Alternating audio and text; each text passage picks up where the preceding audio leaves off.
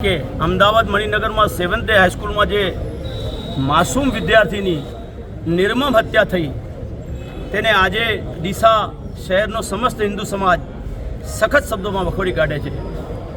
આ રીતે વિધર્મી દ્વારા એક નાના વિદ્યાર્થીની હત્યા કરવામાં આવી છે તે ખરેખર ખૂબ જ નિંદનીય છે। આજે ડીસા નાયબ કલેક્ટરશ્રીમાં સમગ્ર હિન્દુ સમાજના ભાઈઓ આવેદનપત્ર આપવાયા છીએ। અમારી લાગણી અને માગણી છે નાયબ કલેક્ટરશ્રી પાસે કે આપ શ્રી અમારી રજૂઆત ગુજરાત સરકારમાં પહોંચાડો, ગુનેગારોને કડકમાં કડક સજા થાય તેવી અમારી માગણી છે। હું તો કહું છું આવા વિદ્યાર્થીને ફાંસીથી ઓછી સજા થવી જોઈએ નહીં, કારણ કે સ્કૂલના બાળકોમાં જો આ સંસ્કાર હશે તો બાળકો જ આપણું ભવિષ્ય છે।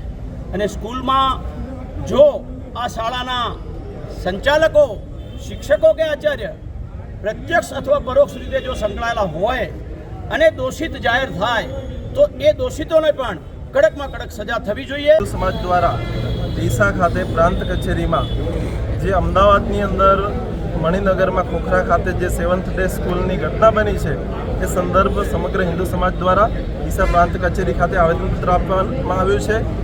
આ પ્રકારની ઘટનાઓ જે સેવન્થ ડે સ્કૂલ છે એમનું સંચાલન અમેરિકાથી થાય છે। આ પ્રકારની સ્કૂલો ગુજરાતની અંદર ઘણા બધી છે અને આ પ્રકારની જિહાદી માનસિકતા અને તત્વોને પ્રોત્સાહન આપવાનું કામ આ પ્રકારની સંસ્થાઓ કરી રહી છે।